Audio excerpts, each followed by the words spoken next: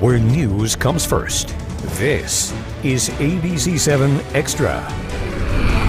It is Sunday, August 28th. Welcome to ABC-7 Extra. I'm Stephanie Valle in for Stephanie Guadian. For the next half hour, we're talking about the progress of education in the Borderland.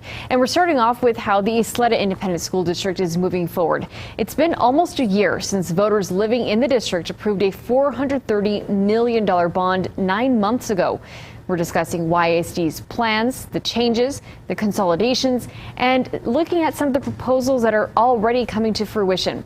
The superintendent of YSD is live in studio tonight.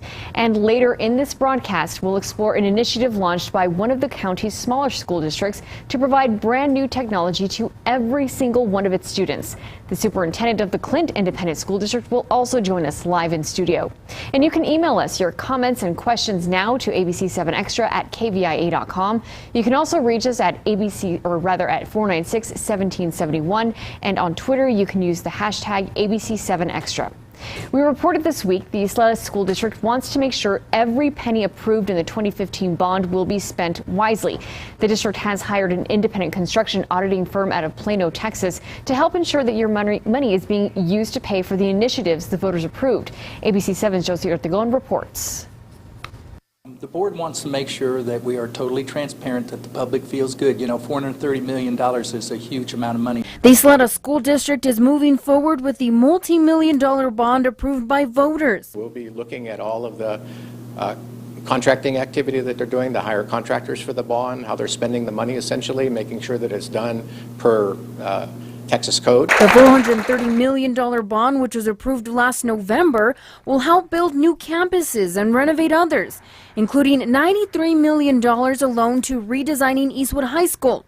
Townsend Associates, which does work across the state, presented to the school board Monday, explaining their purpose, looking at how the district is spending the money and making sure they're doing it correctly. For example, I just did one for a university. We won't name the university here in Texas, but the contractor billed them probably $3 million worth of labor for their people that managed the job, but their actual cost was about $500,000 less. But also acting as an extra set of eyes alongside the board and the bond oversight committee, putting the taxpayer's mind at ease. Bid rigging is always a concern, bid manipulation, favoritism, those sorts of things. So we'll be, looking for any signs of possibility of problems like that. Josie Ortegon, ABC7. And joining us now in studio is Dr. Xavier de la Torre, the superintendent of the Xtra Independent School District. Thank you for coming in today. Thank you for having me. I just actually happened to check the email, and someone just asked about what the story was about right now about the Bond Appropriation Committee, and they're asking if those audit reports will be available online for the public. Yeah, all of the documents are a matter of public record, and so what we have is we have a bond website. It is supported by VLK Architects, and that's our program manager, and as part of the contract with VLK Architects, they're required to provide all of these documents to our public. Okay, so anyone could just go on to ysd.net? Yes, ma'am. Okay, great. But I did want to talk about one of the more visible 2015 bond projects coming forward, which is the Xtra, or rather the Eastwood High School renovation. So actually, first I want to talk about the Young Women's Leadership Academy. How many girls are enrolled in that? There are 238 young ladies in grades 6 and 7 enrolled. They're high energy, enthusiastic. They went through, I think, an incredibly intensive process to be admitted to the school. I visited, in the first week of school, I visited 3 times. That's how good it feels to be on that campus. And we actually did get a sneak peek of the campus before it opened. We have some video of that as well. We know that the district has relied on open enrollment to attract students from other districts to help boost the attendance at your campuses. So do you know how many students are from outside YSD? 102. Wow, okay. So just a little under half. That's pretty impressive. The focus is on science, technology, engineering, arts, and math. So how is the district going to approach the teaching of these topics, incorporating what you have liked to call the project-based learning, looking at it, just not teaching within the classroom? Right, a lot of project-based learning. It's certainly has a STEM emphasis. STEAM is what they like to call it. We'd like to incorporate art as well. It is a single-gender college preparatory program that intends and is designed to secure 100% admission into colleges and universities. That means all of the coursework is either pre-AP or AP. It, I think, introduces the level of rigor that we'd like for all students. But in this particular environment, it's 238 young ladies that are the first 2 classes that will graduate from the Young Women's Leadership Academy, and our expectation is that 238 young ladies get admitted into a college and or university, but more importantly, complete a baccalaureate degree within 4 to 6 years. And of course, this is a campus that is going to continue to grow. As we know, it's going to eventually go up to the senior grade level? Yes, ma'am. Every grade level is designed for 125 students, and so we'll start the recruitment process for next year as early as November of this year.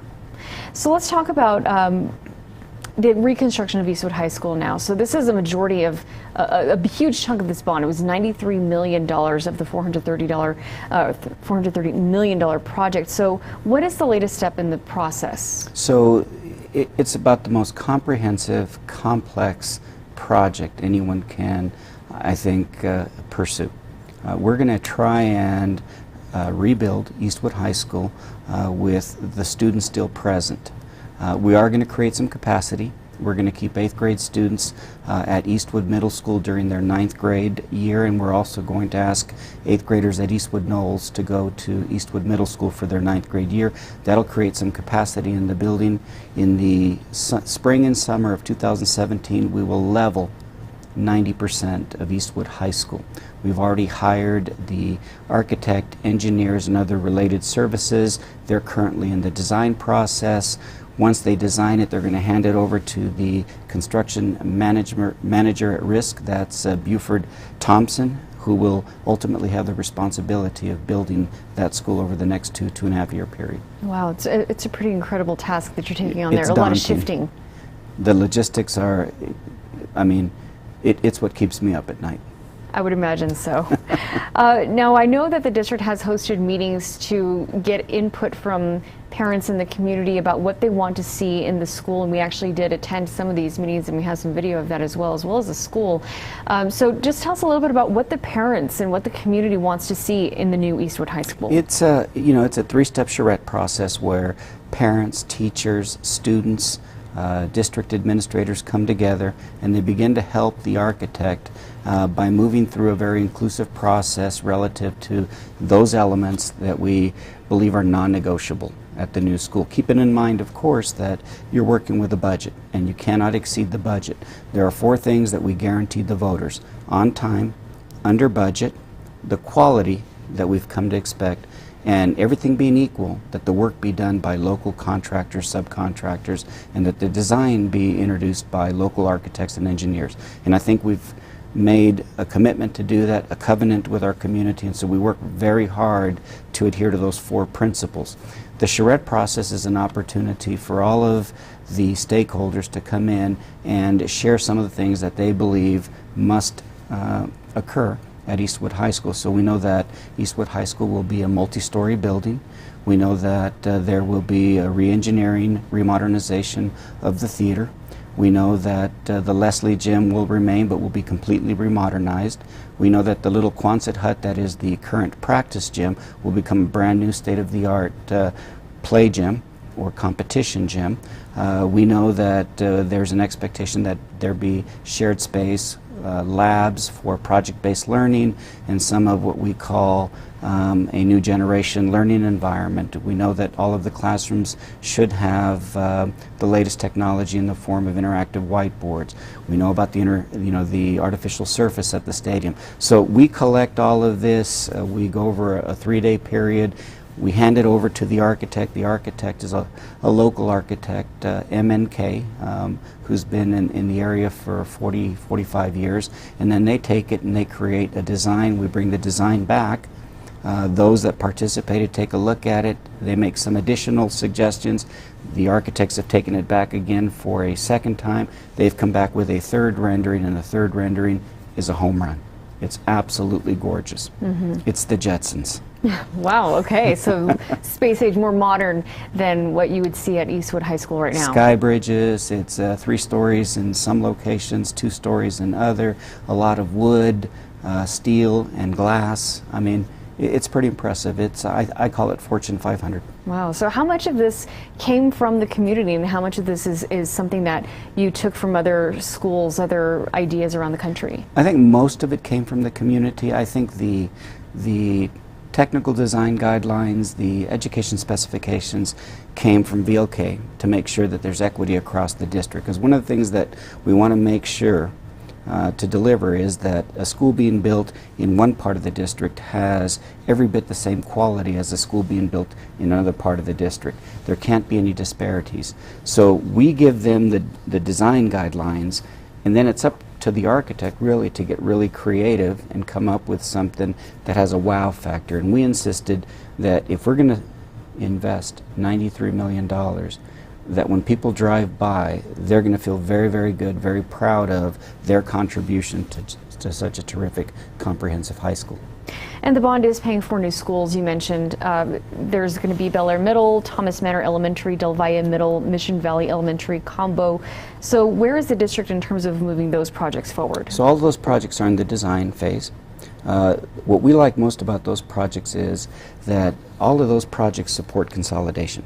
In other words, they are there to support two older, weary schools that in most cases are consolidated, but typically they're consolidated from one school to the other, depending on which one is in the best condition. What we promised our voters was, if we're going to move your children, we're not moving them to an existing, weary, tired old school. We're going to consolidate two schools, but in all cases they're going to end up in a brand new third school. And then we will appropriately determine what to do with the older schools. So Bel Air is the consolidation of Ranchland Hills Middle School and Hillcrest Middle School. The new Thomas Manor will be the consolidation of Cadwallader Elementary School and the existing Thomas Manor Elementary School. RFK Pre-K is now consolidated with the Isleta Pre-K program. Mission Valley and Del Valle Middle School. Del Valle Middle School is the consolidation of Camino Real Middle School and the current Valley View Middle School. So in all cases, what we're trying to do is right-size the district so that we don't have 63 buildings when 42 of them can accommodate our student body. Okay. We're going to come back with more topics. Of course, we're going to have you later on in this newscast. We're going to be joined right now, though, by the Clint superintendent, who's going to be talking about some new initiatives that are happening in the Clint ISD. And of course, if you would like to contact us with your questions, please, the number says 1771, but we are needing you to call 496-1775. We're having some issues with that. Also, we have our email that you can contact, ABC7Xtra at KVIA.com, and at Stephanie Valle 7, you can use the hashtag ABC7Xtra. We will continue this discussion after the break.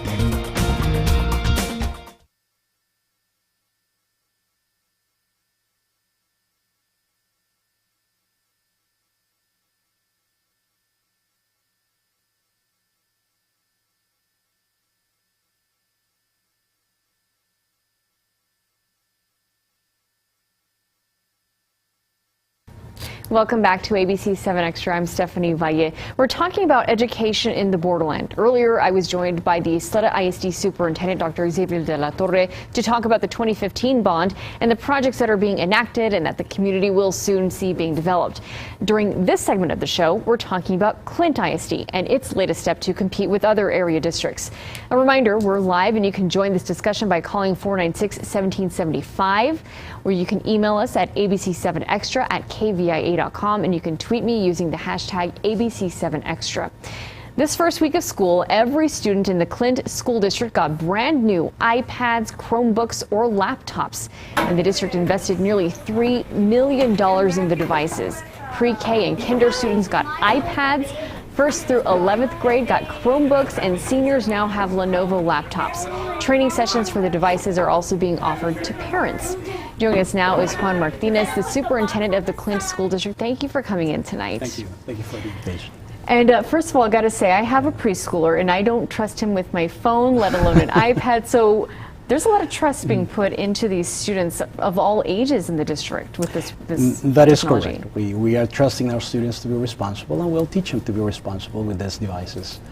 So how is it that the district was able to provide the more than 11,000 students in the district with all of this technology? Well, initially it was going to be just a few grade levels, and as we looked at our budget, we were then able to provide a device for every one of the students, and it was a combination of local funds, local funds plus state funds and federal funds, and also we had a grant for the pre-K grant, and we were able to provide devices for pre-K students as well. And the board also provided some local funds for these devices. So I understand that this is your brainchild. So why was this so important to you to get these technology devices to the students? Well, in my district, it is very common for me to be in the classrooms most of my time. I spend a lot of time eating with students. I actually eat with students almost daily in their cafeterias.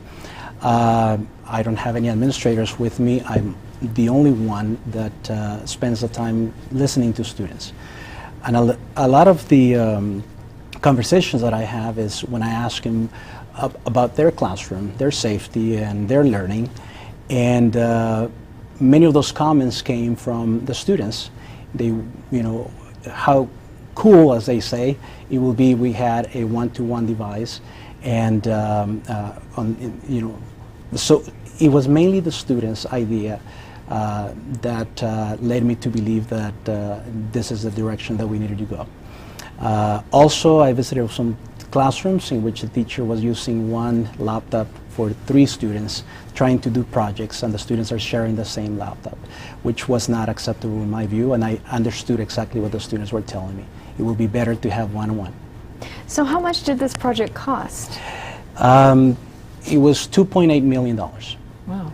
And so is this something that is going to be renewed every single year, or are the pieces going to be given to each student as they move up a grade level? How is that going to work? We plan that every 3 years we'll continue purchasing new equipment. The life cycle of a computer is approximately 3 years. So therefore we plan to then reinvest and getting brand new equipment approximately 3 to 4 years. I know that EPIC allows students to, once they graduate, they can have an opportunity to purchase the computer that they had for the last 4 years. Is that something that is going to be able to happen at Clint? Yes, we're considering that at the end of the 3 years, the life cycle of the computer, that the students will be able to take it with them when they graduate. And that's a possibility. We're not going to be making any money out of those computers, so basically it's just the students will be able to take it when they graduate for a very small amount of money. Clint is so diverse. You have the town of Clint, which is known for its farming and ranching in the county. You have the more suburban Horizon City, and then you have the more unincorporated rural Montana Vista. So how can you guarantee that each student has the ability to use their device at home? Well, what we've done is understanding that there are some areas in which the students may not have access to the internet. What we've done is that in every community we have now areas in which the students can go and have access to the internet. Right outside, for example, Montana Vista, we built a park just about a year or so ago in front of East Montana Middle School. The entire park has access to Wi-Fi technology. So therefore, the students can go to the park after hours. Also what we've done is that every high school, the libraries are community libraries. The students can go to the library, and they are open till 8 p.m. every single day and open until 12 on Saturdays. So the students can go on the weekends and also late afternoons to school. In the area of Horizon also we have some schools that have access right next to Frank Macias Elementary, for example. The entire park have access to Wi-Fi for students. In front of Surratt in Clint, we also have access to Wi-Fi. So there's access to the students after hours, on the weekends, anytime they wish to have access. Wow, and it seems the only thing is that they would have to leave their home, if anything. Right, yes, if they don't have access at home. Okay. Yeah. The district is right next to the Socorro ISD, which is growing. It's seen massive growth over the years. So is this a way to help Clint compete with SISD, which seems to be leeching students off of other districts? No, that was never a factor in our decision. My decision was basically on our students. I am an pretty much a native of El Paso. I've been here for so many years. I don't see our students belonging to one district or the other. They belong to all of us. However, in my view, our students, we just needed to provide them this additional technology for them to compete, not with students from one district or the other, but compete in the world. And just wanted to give them the ability to be able to learn new technologies. Learning happens outside of the classroom. It's not limited any longer to just the teacher or the four walls of the classroom. So therefore, our intention was not to compete with one district or the other. Our intention was to provide our students with the best in technology that we could afford, so that they are prepared to face the world and compete beyond, the high school level and maybe at a university level, and prepare them as well. But that was not a factor at all. So what is the next big move for the district? You've already given out a lot of technology to these kids. What could you possibly do next? Well, we have Wi-Fi in our school buses now, 5 of them, and our goal is to have all of them with Wi-Fi, so their students, when they go from one part of the district to the other, because we are very large, students can go from Montana Vista all the way down to Clint if they go to the high school there, or they go to the early college, or they come to UTEP. Our students then will have access, as they already do in some buses, access to Wi-Fi, and therefore they can use the technology available even in the bus. Wow. So we have, our goal is to be as innovative as possible. Even though we are a smaller district, we want to be able to provide our students with the best that we can afford for them, and prepare them, as I said, for the world around them, and an education beyond the high school level. Okay, Mr. Martinez, with the Clint ISD, thank you for coming in to talk with us, and you're going to stay with us after the break, and we are going to take a break. You're watching ABC-7 Extra, and still ahead, we're going to be rejoined by the superintendent from YSD, Dr. Xavier de la Torre, and we'll take your questions and comments from both. For students from El Paso to really have an advantage in the future by really continuing to promote the idea of dual language as one of our guiding tenets.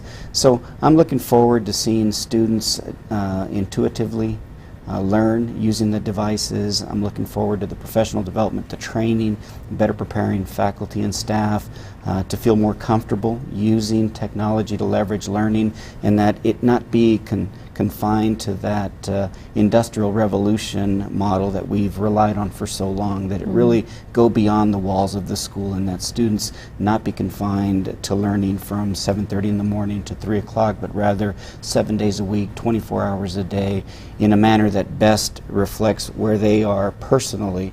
I'd call it a tailored learning experience. We do have a phone call, if we could just take that right now. Go. Go. Hi, my name is Sylvia, and I'm just wondering, how did you choose Eastwood High School when there's other schools that are older and need work? Thank you. That was the result of a comprehensive, a very complex facility assessment.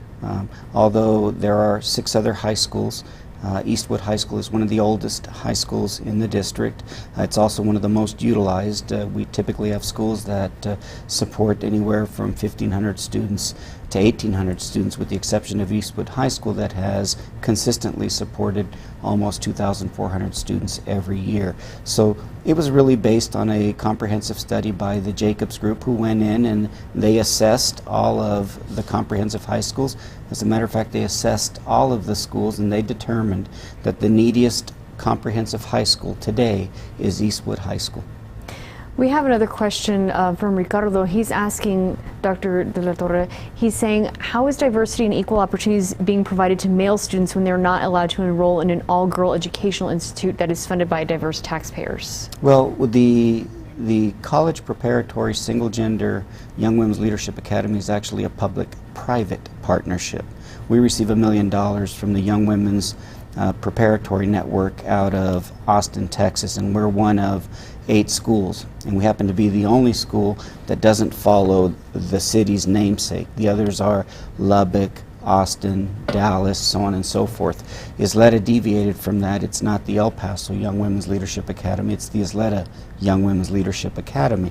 And we're able to do that because of a nuance in the law that was promoted several years ago and allows us to experiment with young women, because young women are traditionally underserved, especially when it comes to STEM or STEAM.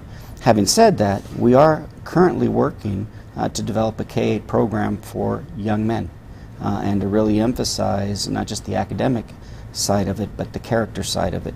Too many of our little boys come from families where there isn't a male influence in the household, and we want to provide that male influence and not wait until they're in 6th grade, but introduce them to that male influence when they're in pre-kindergarten, and then guide them up through the 8th grade, and then release them into the high schools. Okay, all right. Gentlemen, we're out of time, but thank you both so much for coming in today and answering the questions from our viewers as well. Thank you. And thank you for watching us. You've been watching ABC 7 Extra. I'm Stephanie Valle. Have a great night.